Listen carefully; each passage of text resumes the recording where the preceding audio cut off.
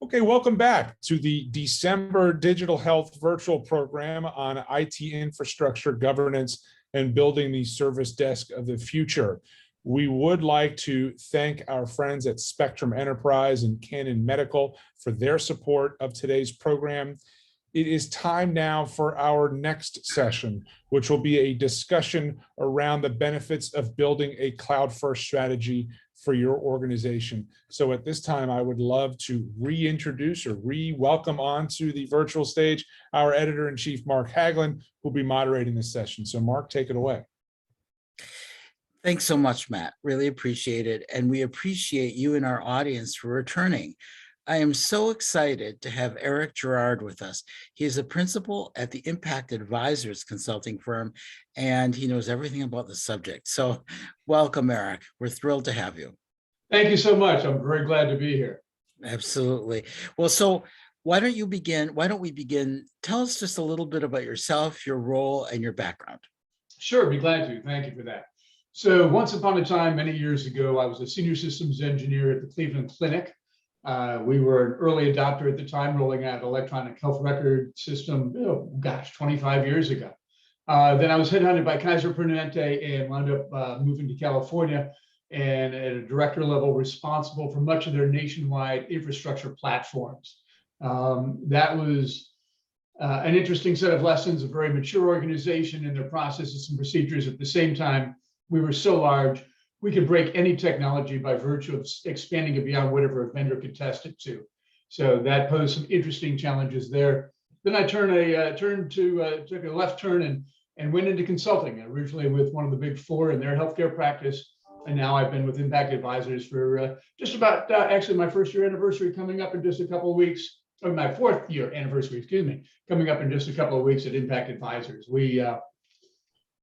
They loan me out regularly as an interim CTO. So I did a role for probably about 7-8 months this year as interim CTO for a client up in the Chicago area. Previously interim CTO for a large healthcare organization down south, 12 hospitals, 200 clinics, and a payer plan. And a lot of times I work as an executive technology advisor. So I work closely with CIOs and CTOs around the country. Wonderful. Well, you have a perfect background for this, and we really appreciate it. So let's talk about the cloud. Not the clouds up in the sky, but the cloud up in the virtual healthcare IT sky. It's an interesting moment. Things are shifting rather rapidly. The pandemic has actually impacted some calculus around this. So let's start out from a 40,000 feet up view. Eric, what does this shift into cloud computing look like to you? What has changed in the last few years? What has changed maybe because of the pandemic itself? And how has the calculus around the shift into the cloud shifted? Yeah, no, you're right. We are at a bit of a tipping point right now. I think healthcare, and that's all we do is we work with healthcare. And healthcare is a bit conservative in their adoption of cloud. And, part of it is, okay, is my data going to get stolen? What do I have to do to protect it? Because, when you've got patient health information and credit card information, a stolen health record is far more valuable to the bad guys than just a bank record.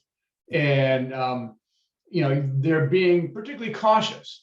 And I can appreciate that. At the same time, I think now cloud has been around long enough where it's been able to establish itself as a very viable option for healthcare organizations.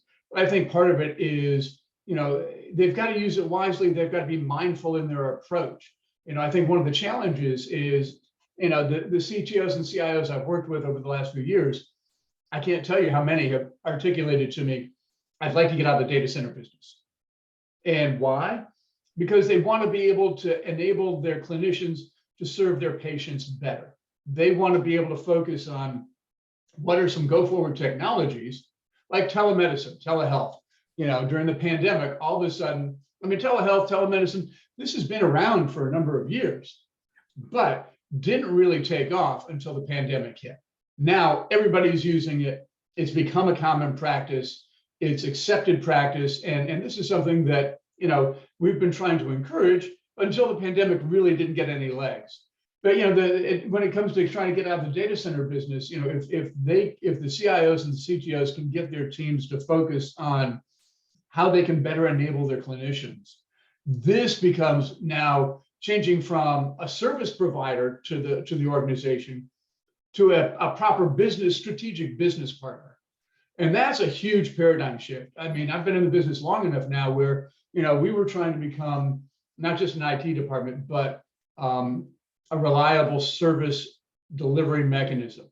And once we've accomplished that, now the next step is becoming that strategic business partner. How can we work with the business to better enable them to get that line of sight saying, okay, after telemedicine, here's another opportunity for you that would allow your clinicians to be more effective, help relieve some of the burden and automate what they're doing. And it also allows them, from a technical standpoint, not to get bogged down in the day-to-day maintenance of their data center and infrastructure. Infrastructure and data centers are expensive. And right now, especially with the supply chain difficulties we're having, getting equipment has become problematic. I mean, everything from, a lot of the manufacturers, especially on the network side, do just-in-time manufacturing. Well, that's a problem now because it's just not in time anymore, or even down to the laptops and the desktops. Once upon a time, you could place an order for a Dell laptop on Monday, have it in the office and configured by Friday, ready to go. Now you're looking at, a month or 2 months, 3 months out, so that whole spectrum of infrastructure now becomes much more challenging to purchase and deploy. So cloud makes a very natural solution to something like that. Yeah. And has the cloud technology actually improved over the last several years? Oh, yes. I mean, that's one of the great things is, the major cloud players have started off with a fairly good service offering, but over the last few years, they've really done a nice job refining the tool sets that they make available. And they're also becoming much more industry aware. So I'm very lucky. I've got, after all these years, I've got contacts at AWS and at Microsoft and at VirtuStream and other key players, including some of the largest EHRs like Epic and others, Cerner and so forth. And we have regular dialogue because there's opportunities for them to become more healthcare focused. And they haven't been there until more recently. And it's really been interesting because they're now starting to realize, we've had this kind of broad service offering, but if we want to make penetration and better serve particular markets or industries, we really have to focus around what those needs are. And so this year I've had dialogue with quite a few to help them understand, if you want to help the healthcare industry, here's some things you need to put into place. And so, and part of it is some of them are establishing more and more credibility because they are building those tool sets and those focus areas where they're needed for this particular area and in healthcare. Yeah, absolutely. What are the hosting options now in terms of EHRs? That was an issue a few years ago. Oh yeah, oh my gosh.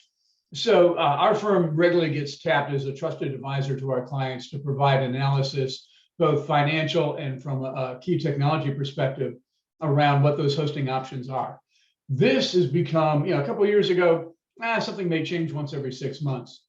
And then it became once every 3 months. Nowadays, this has become such a dynamic space. We're literally just wrapping up a couple of engagements where our clients had said, okay, from a financial perspective, what does that 10-year cost model look like on premise at an established hosting vendor, whether it's the vendor itself or an alternative, or in the public cloud? And this has become really interesting because the public cloud has had challenges around the ability to deliver to the technology requirements of some of these EHRs. Some of them are very database intensive. Yeah. And in order to ensure the level of responsiveness and make the clinicians be able to simply do their jobs in a straightforward manner, there's been a challenge around public cloud being able to deliver those database transactions at a high enough rate. But there are some hybrid solutions now available that are going to help make that work. There are some hosted solutions available that already have that make that work. It depends kind of on how large the organization is. I think for the medium and the smalls, you can go there today. The database transactions are available. What you want to be sure is that not many are hosting in public cloud yet. There's a lot of interest in that space. There's a lot of activity in their ability to service those clients that have those high database transaction requirements. And I think going into this next year, we're going to see announcements. I'm already seeing announcements here at the end of this year in December. But we're going to see some announcements in January, February, March of next year that are going to open that up in a much broader manner and make it much more available to more of the healthcare organizations. Okay, good. In other words, all these different factors are influencing CIOs and CTOs to move to the cloud in healthcare faster, right? Oh, yeah. I mean, I think, it has to be done in a mindful manner, though. I mean, you have to be careful. A lot of people say, oh, we can just lift and shift whatever we've got into the cloud. Yeah. Yes, you can, but then it's going to cost you a bucket load of money. Yeah. It's better to have a plan and figure out where you have your low hanging fruit. So for example, one of the areas where the healthcare organizations feel much more comfortable with that cloud is software as a service. Yeah.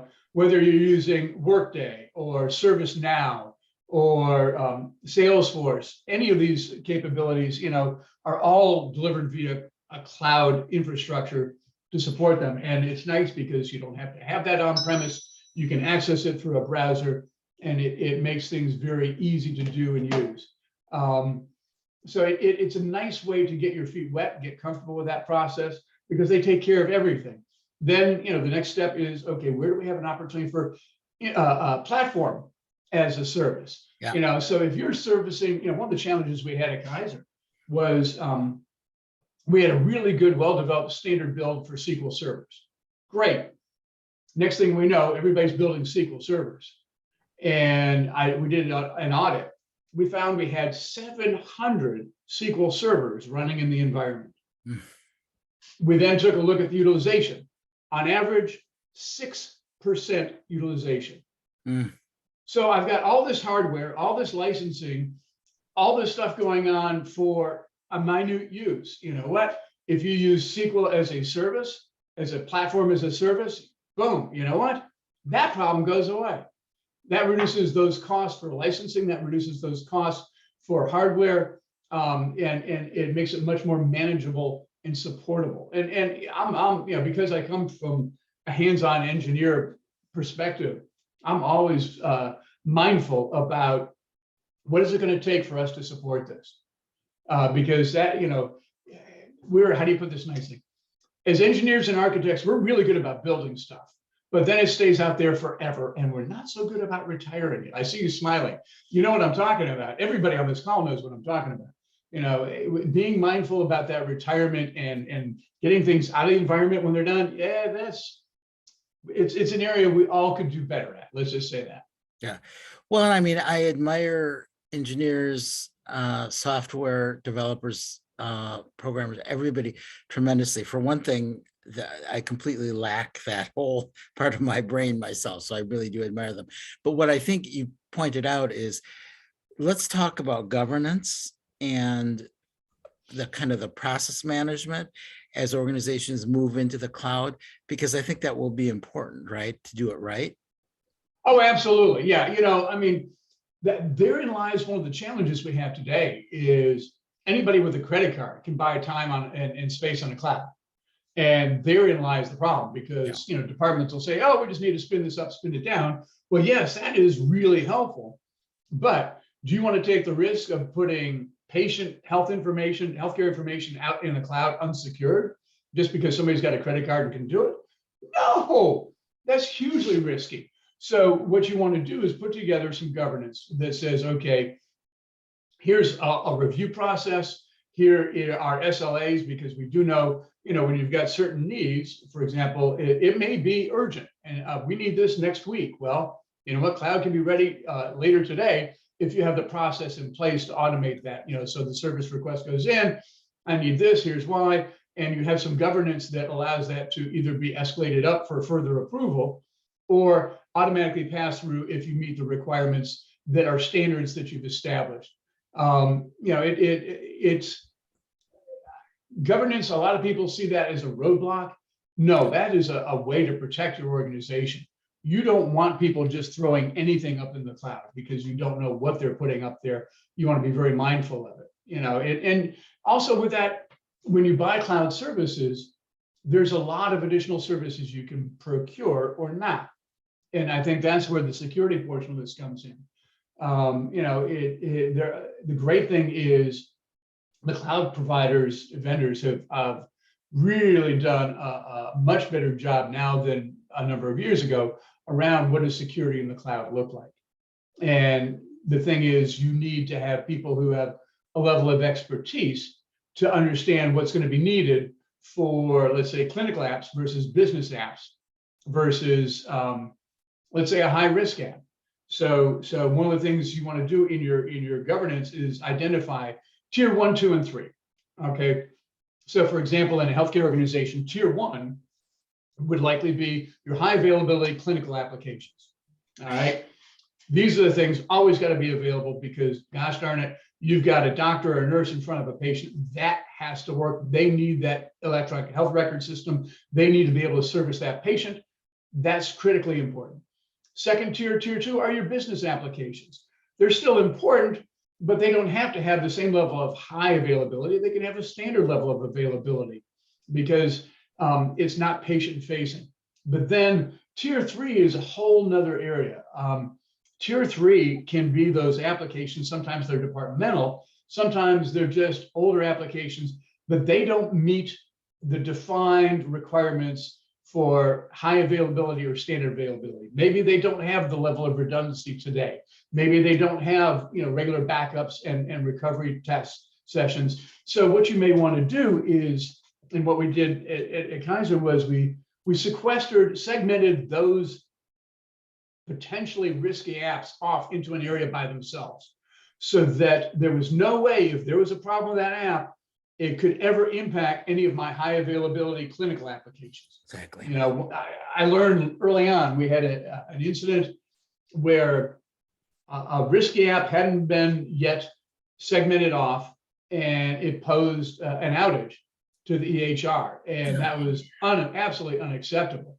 And so that was where we really decided, okay, we actually re-architected the environment, drove hard lines, not just from the user, the data, the servers, but all the way down through the network to segment those high-risk applications off, because there's just absolutely no way we could ever have a risky application cause a potential problem for a high availability clinical app. Right. Well, what I would like to do, great wisdom there. I'm going to share several results from our recent State of the Industry survey. I just finished writing our January, February cover story, which is in editorial production, and it will be out in late January, but I'm giving our audience a little peek at this.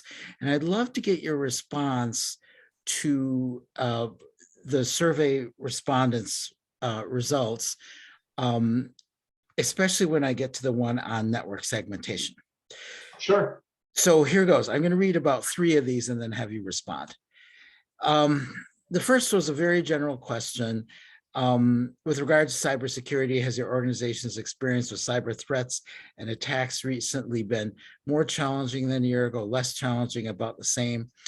42.57% said more challenging. Only 3.96% said less challenging. 39.6% said about the same. We asked, has your organization experienced a malware attack, ransomware attack, or other form of cybersecurity breach that has led to significant disruption of EHR and clinical information systems usage? 15.84% said yes, 72.2% said no, and 11.8% weren't sure. One thing I do have to add as an asterisk there, obviously that's a subjective question asking what's significant. is. But here comes the segmentation question. And I'd love to have you respond to this with regard to what you just shared about segmentation and the cloud. Have you implemented significant network segmentation, including around your EHR, medical devices, and other critical clinical information systems and computerized devices? Yes, 51.49%. No, but they plan to 13.86%. No plans to do so, 15.84%, and not sure, 18.81%. Eric, when you hear the results like that, what does that say to you? You're actually laughing. That scares the patooties out of me, man. Yeah. You know, we're looking at 50% have done the segmentation. So, and can I just add? Yeah. When they say they've done segmentation, again, there's some subjectivity because we haven't asked what they've done. We haven't asked whether they've done actual micro segmentation that involves actually blocking off medical devices completely. So, but please go ahead. No. At 50% or 51%, that makes me very nervous because, again, you've got to protect those clinical high availability apps. That is absolutely paramount in healthcare. I used to tell our guys, people live and die by how well we do our jobs as technologists. And we have got to make sure that this is always available, easy to use. And, so network segmentation is not a difficult thing, especially now as we're moving into software-defined networking. I realize that many organizations will have to do some level of upgrade to implement software-defined networking, but that's the way you get to that micro segmentation that you were just talking about. So medical devices, oh my gosh, I remember integrating these years ago. And, this is something that is, it's challenging because medical device sometimes falls under IT, sometimes does not. And understandably, because these are FDA approved devices. And so there are limitations on what the FDA will allow you to do when it comes to patching and upgrades, which then puts these devices into a much riskier category. And it is a known fact that these medical devices have been used to establish access to a hospital network. And so making sure that they are segmented appropriately is to me, paramount. Yes, microsegmentation is where you want to get to, but I would, based on the numbers you just called out, I would be happy just getting these things segmented off onto their own VLANs and their own networks so that they don't have a chance to have direct interaction. You've got to have them pass through the appropriate firewalls and gateways to make sure. And I get it. With software-defined networking, it's fairly new. It's becoming more established. It's becoming more usable. There may be upgrades involved to get there. Obviously, no one's going to go out and replace hundreds of thousands of dollars of network gear to get there. But as you plan your life cycle management for your network infrastructure, perfect opportunity to bring in new equipment that allows you to do that software-defined networking that can automate that micro segmentation that you were suggesting, because that's how you're going to get there. It's a journey. It's never a cut and done unless you're building out a new facility or you're establishing a new hospital.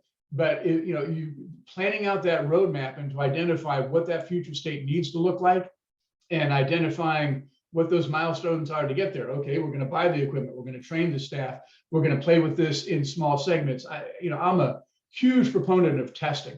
You want to test in a proof of concept environment that doesn't touch anything, in a lab of some sort. Then you want to test with a small pilot group. I had one organization, their pilot group was a hospital with 400 devices. No, that's not a pilot group. That doesn't work well. You take a small little department and make sure that your pilot group works and expand slowly from there, so that you can ensure by the time you get to production, you've got a sound solution that is not going to be problematic. Yeah, absolutely. So one of the things that it's hard for me to wrap my head around completely. So here we've got organizations appropriately and correctly moving into the cloud. All good. We still have and I don't know what you would know far better than I would, the level of true understanding of how vulnerable the devices are in hospitals right now. As we know, some of them, there are even some devices that are on XP, right? Like they're unpatchable, so if you don't do real microsegmentation, as these devices are connected into EHR, even virtually, you could really be in trouble. Where are we on devices and their true segmentation right now? It varies greatly from organization to organization. As we look across the spectrum here, it surprises me where we have organizations that are still trying to get Windows 7 out of their environment. Windows 11 has come out now. And I think, and I get it to a certain degree, you've got challenges around planning and budgeting and resources and things like that. And certainly within healthcare, it becomes much more complex because you now have challenges around departmental applications that require a specific OS, or you don't want to pay for the upgrade for that application. So you're going to stay with the old OS. Well, you also have to counter that against the risk that you're taking. And that's where getting that microsegmentation is paramount, because it also plays into, I'm a huge proponent of roadmaps. Roadmaps to me are driven by vendor support. So when I'm working, when I was in industry, which is where I spent more of my time than as a consultant, when I was in industry, if I had a problem, I call the vendor. The first thing they ask is, what version are you on? Because they want to know if I'm on a current version and it's supported. If I'm not on something that's not supported, now I got a problem because I can't even go to the vendor to get support. So to me, a roadmap that, for whether it's by hardware or by operating system or by platform, should be driven by those vendor end of support, whether it's end of standard support or extended support. Because if you're going into extended support, odds are you're paying for that extended support. Right. There's a cost factor to that. So looking and developing a roadmap that goes out 3 to 5 years, so you understand, okay, I'm going to look at that new version. We're going to call that early availability over here. And we're going to use that in our POC, and we're going to test our applications to make sure they work on it okay. Right. Then we're going to have general availability. This is what I'm rolling out as our standard within the organization. But then the older version is what we call in containment. It's still supported, but I'm not rolling anything new out on that old version. That wouldn't be wise. I need to contain that footprint of the previous version. And then you ultimately get to a point where, okay, it is no longer supported. It is in active retirement. We actively have to go down and chase down these devices and retire them if it means using some sort of legacy data archiving mechanism to pull the data off of that old system so I still have it accessible to the clinicians. Absolutely. And there's some great systems to allow you to do that legacy data archiving. But you've got to get those high-risk devices off your network and shut down, because, how do you put this nicely? It's the old 80-20 rule. 80% of your time is going to be supporting 20% of your environment, because it's that one-off or unsupported area that's going to just chew up so much of your time. Absolutely. So I know we're past Halloween already in the year, but I'm just going to throw out one other result from our survey that I think is relevant here based on what you just shared. We asked how many people had a CISO yet. 37.62% yes. 12.87% are going to hire one. They haven't yet. 49.5% have no plans to do so. Now, the thing, isn't that Halloweeny? The thing that is just scary, man. Very scary.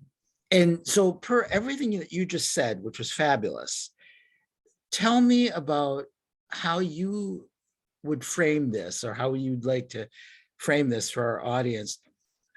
You need your CIO and your CTO, and hopefully you have a CISO. If you don't, you should get one, but you need somebody to be doing CISO thinking around, as you move into the cloud, you need to have a security plan, right? Can you just Oh, absolutely. Yeah. I mean, so yes, a CISO nowadays, and it's interesting because the CISO, there's multiple responsibilities there. One is obviously around the tech, but there's also around compliance.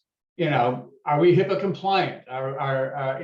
What levels of regulatory compliance do you need to abide by in order to function safely?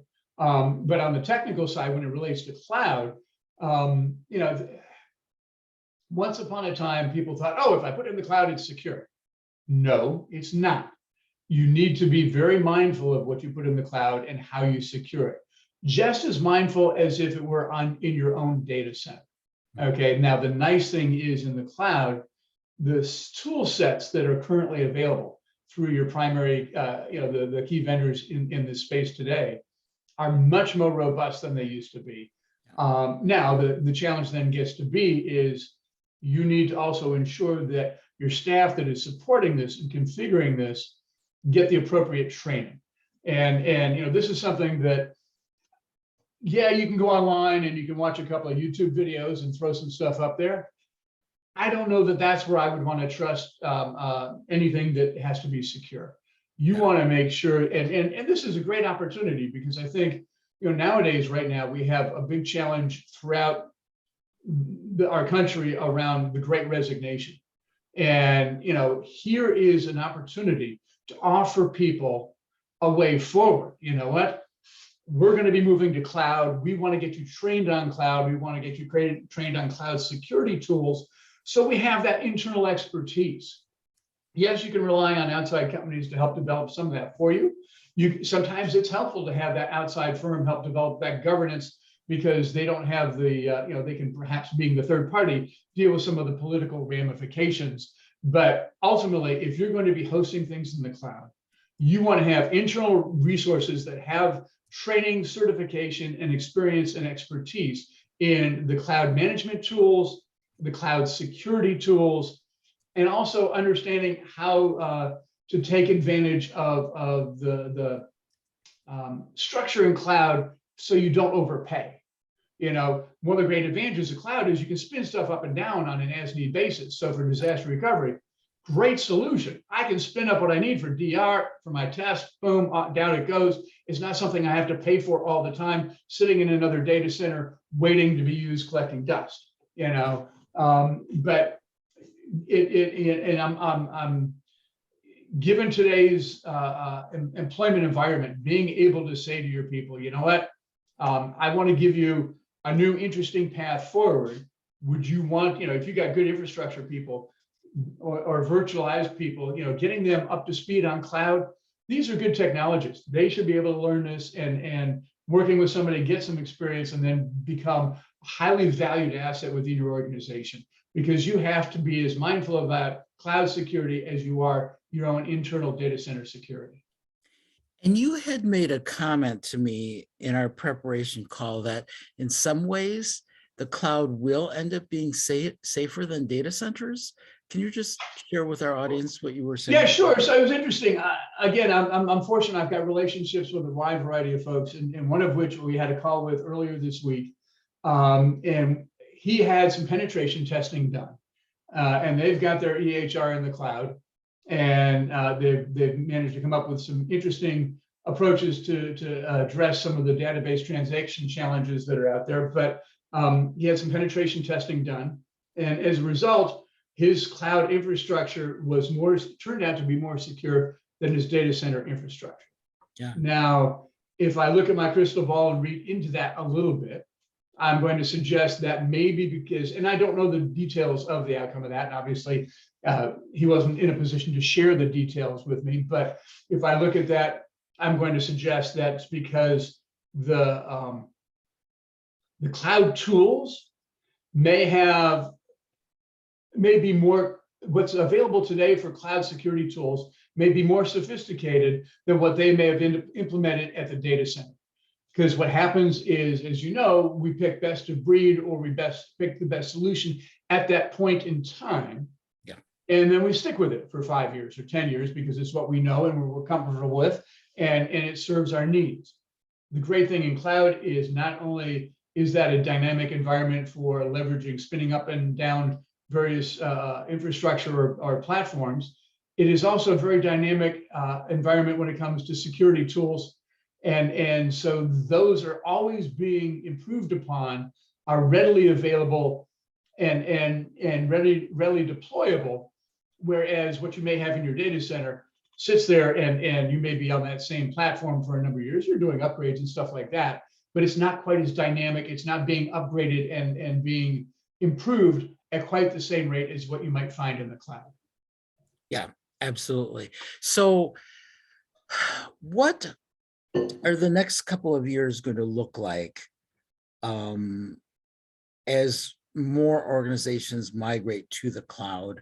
What will the migration look like, both organization X and kind of broadly the health system? How will things change in the next few years? Yeah, I think we're going to see more people going to the cloud. I think, certainly on the EHR side, the capabilities there are growing at such a rapid rate that the key will be is, while cloud will be able to support, from a technological perspective, more workloads in the cloud for healthcare, you're going to want to be mindful of that spend. And there are ways to mitigate that, whether it's spinning up and down disaster recovery on an as-need basis for your exercises or an actual disaster. It's the reduction of some of the physical hardware and the ability to more easily manage a broader set of components through the cloud interfaces. But also, software as a service is growing exponentially as well. I think, so for example, our firm, we don't have a data center. We don't have actual infrastructure. Our entire organization is run off of cloud-based services. I mean, it makes my life as the internal chief technologist so much easier. I get the surveys from each, our vendor partners. Well, tell us all about your infrastructure and your data center. And I'm like, don't have one. Done. It makes my life much easier now. Conversely, and I get real time with you. Log4j, this Log4j vulnerability in Java has been the thorn in my side this week. It's impacting a lot of stuff, including a number of cloud vendors, because it's a tool that's been used fairly broadly.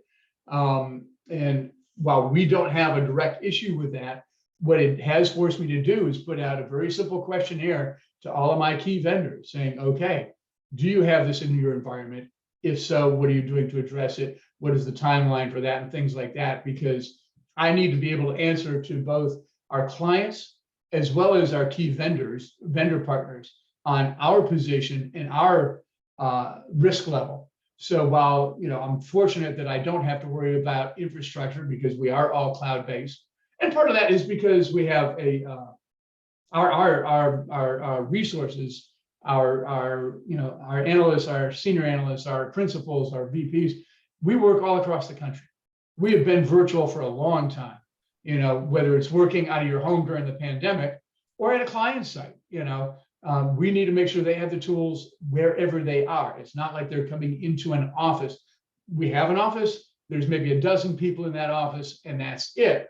So, the hundreds of other people that we have in our organization have all been virtual and remote for as long as I've been a part of the organization. So for us, it's standard operating procedure. But the Log4j vulnerability, makes us, and actually it's a good thing for us to be able to go to our vendors and say, okay, what's your exposure?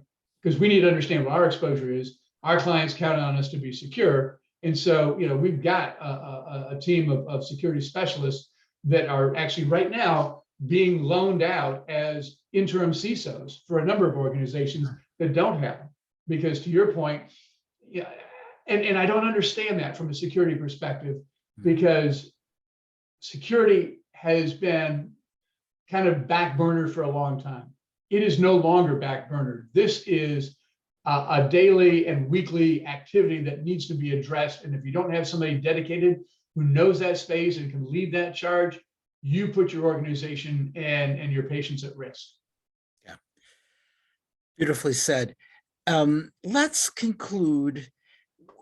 Give us a few pieces of advice, or several, you have that many, going forward. What would you like to leave our audience with in terms of how they should proceed based on all the things that we've discussed?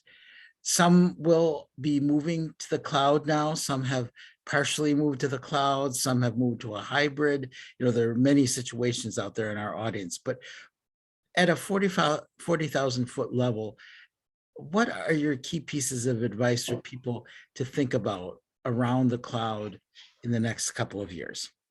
No, I think that's a great way to finish up. And I'm going to say it should be a well thought out journey.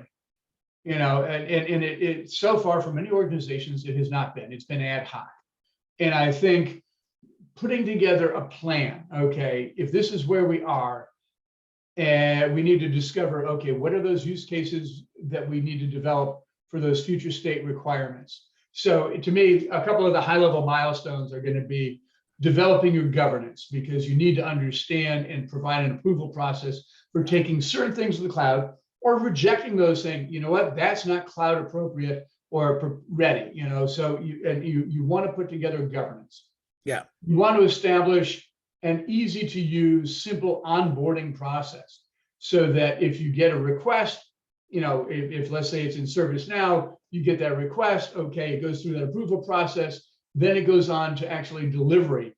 And around that you need to build SLAs, service level agreements, because, once upon a time, someone would say, we want to stand up, let's go back to the SQL server. You want to stand up a SQL server. If I don't have a spare server, a virtual server sitting around, with space on it, that could take me a little bit of time to deploy that. Cloud, you know what? I can deploy that in a couple of minutes.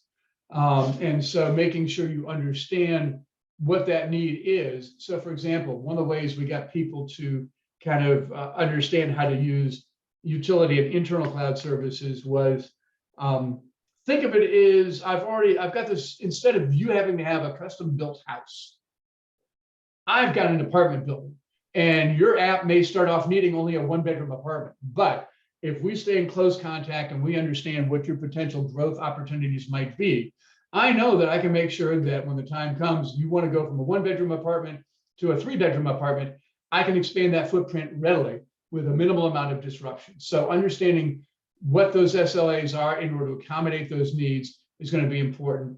Establishing priorities for your governance group, and even within the cloud cloud ready roadmap, what are my priorities? Where do I have that low hanging fruit?